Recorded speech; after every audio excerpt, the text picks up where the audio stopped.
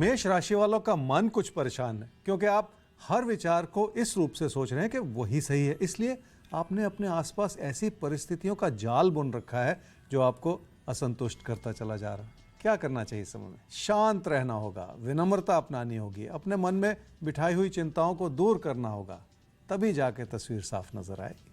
क्या ना करें इस समय में? किसी भी वजह से अपना नुकसान ना करें। बार बार उभरती हुई परेशानियों के पीछे कोई ना कोई कारण ऐसा होता है, इसलिए भी तकदीर को आजमाते चले जाना ठीक नहीं है।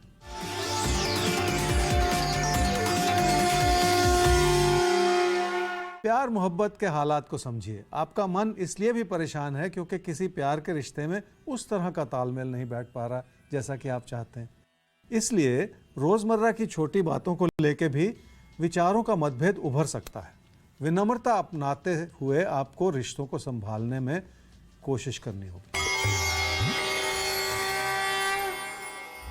वृषभ राशि वालों के मन में इच्छाएं बहुत हैं और इच्छाओं की उड़ान भरने के लिए आप किसी भी हद तक जा सकते हैं।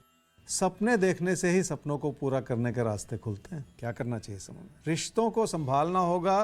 पैसे से जुड़ी प्राथमिकताएं अपनी जगह हैं, पर पैसे की तुलना में रिश्तों को ज़्यादा तवज्जो देनी होगी और रिश्तों की कदर करनी होगी।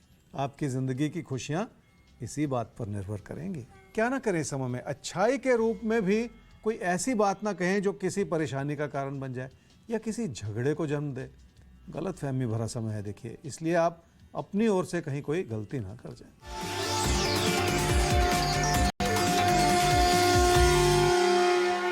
आपकी आर्थिक स्थिति ठीक है, पर जिंदगी में पैसे को लेकर नियमित हो जाने की जरूरत है। इसलिए योजना बना के चलें ताकि किसी भी स्थिति को संभाला जा सके। फजूल खर्ची करते चले जाना इस समय खासकर ठीक नहीं है।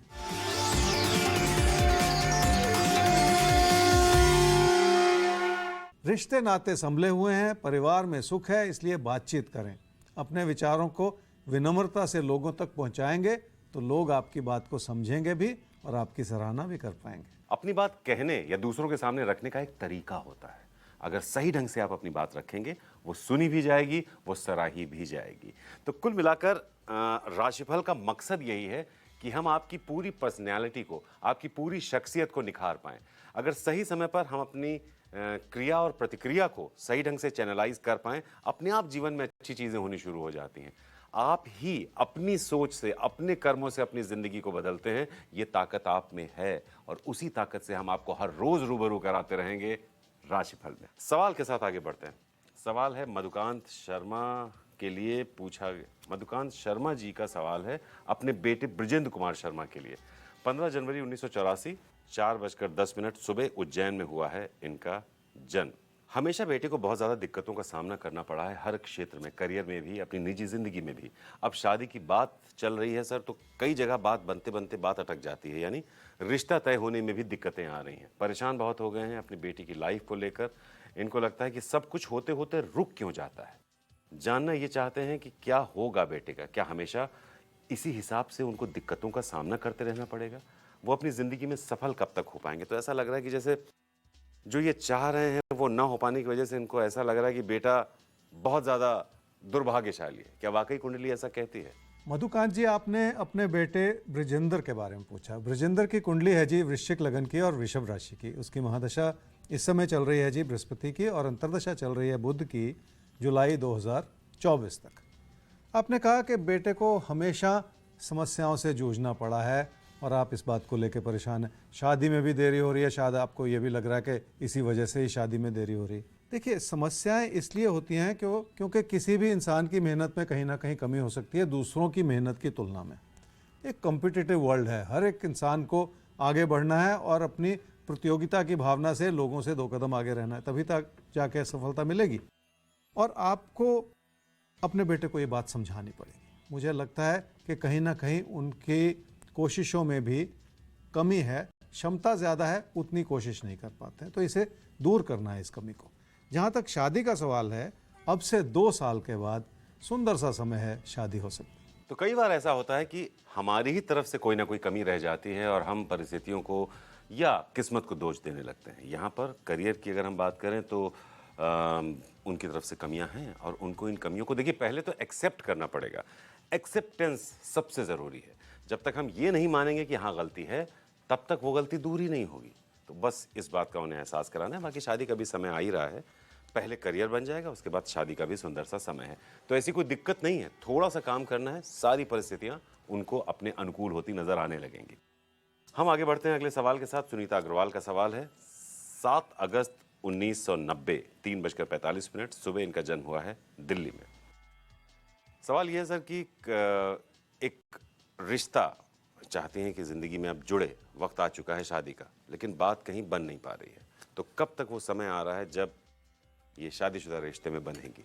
सुनीता, आपकी कुंडली है जी मिथुन लगन की और मकर राशि की। आपकी महादशा इस समय चल रही है जी बृहस्पति की, और अंतर्दशा चल रही है केतु की नवंबर 2022 तक। रिश्ता ढूंढ रही, शादी कब होगी? बहुत महत्वपूर्ण सवाल, क्योंकि 32 वर्ष की आपकी आयु हो चुकी है और जैसे जैसे देरी होती चली जाती है तो प्रपोजल्स भी उतनी कम हो जाती हैं और मन में परेशानी भी बढ़ती चली जाती है कि देरी हो रही।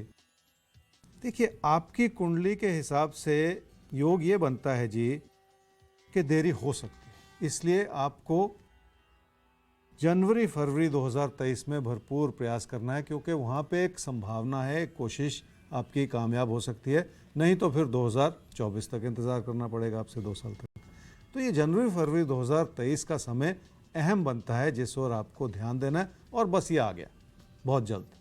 इस अच्छे समय का सदुपयोग आपको करना है। तो बस समय आ गया है, जनवरी फरवरी 2023 जब कोशिश करनी है, वरना 2024। और वैसे भी देरी को समाज की नज़रों में, दुनिया की नज़रों में देखते हुए आप अपने को देरी मत मानिए। ये सुख का रिश्ता माना जाता है। तो जो सुख जिस समय आना है उस समय का इंतजार कर लेना ज़्यादा बेहतर है, बनस्पत इसके कि जल्दबाजी में कोई गलत निर्णय ले लिया उसके बाद परेशान बैठे हुए हैं। सुख आएगा और आप बहुत सुखी रहेंगी, बस अच्छे समय का इंतजार कीजिए। हम आगे बढ़ेंगे अगली राशि के साथ। अगली राशि है मिथुन और कर्क। अब आपके आने वाले पलों को हम देखेंगे, समझेंगे, टटोलेंगे, फिर आप तक पहुंचाएंगे उनसे जुड़े कुछ अचूक टिप्स, जिन पर आपको चलना है, जिन पर आपको अमल करना है। मिथुन राशि वालों के लिए किसी भी तरह के निवेश करने के लिए समय अनुकूल बना हुआ है। आपका ज्ञान, आपका तजुर्बा इस दिशा में आपकी और मदद कर सकता है। इस बात की अच्छाई भी बनी हुई है कि किसी निवेश के लिए आप आसानी से पैसा भी जुटा पाएं। क्या करना चाहिए समय में?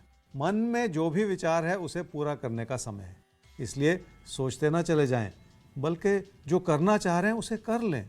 समय की अच्छाई कभी कभी बनती है, उसका पूरा फायदा उठा लेना चाहिए। क्या ना करें इस समय में? कैरियर और कारोबार अच्छा भला बना हुआ है, पर उसे नज़रअंदाज करते चले जाना ठीक नहीं है। काम के प्रति अपनी लगन में किसी भी तरह की कमी बिल्कुल ना आने दें। छोटे छोटे कदम बढ़ाते हुए इंसान आसानी से दूर तक का फासला तय कर सकता है।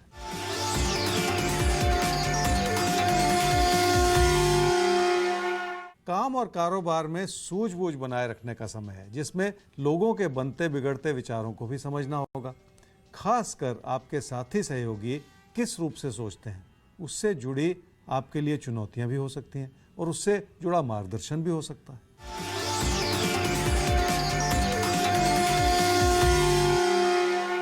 आमदनी के रूप में धन का आगमन अच्छा है, पर बचत के रूप में अपने प्रयास को जारी रखना होगा और मेहनत करनी होगी।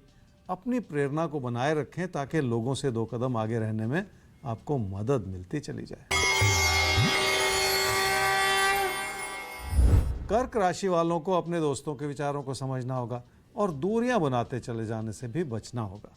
खासकर ऐसी दोस्ती जिसे आप किसी प्यार के संबंध में बदलना चाह रहे हैं, उसमें फिलहाल थोड़ा धैर्य बनाए रखने की भी ज़रूरत पड़ेगी। क्या करना चाहिए समय में? जिस भी काम से जुड़े हुए हैं उसमें अपना फोकस बनाए रखें और आप देखेंगे कि तकदीर आपका पूरा साथ निभा रही है।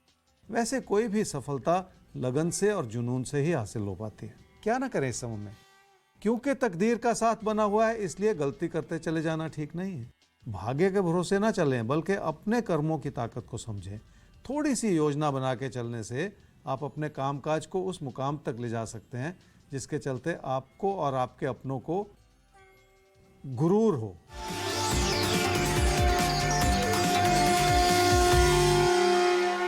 सेहत ठीक है, पर बार बार मन भटकता चला जा रहा है। बहुत कुछ संभला हुआ है, क्योंकि सेहत के प्रति आप जागरूक बने हुए हैं।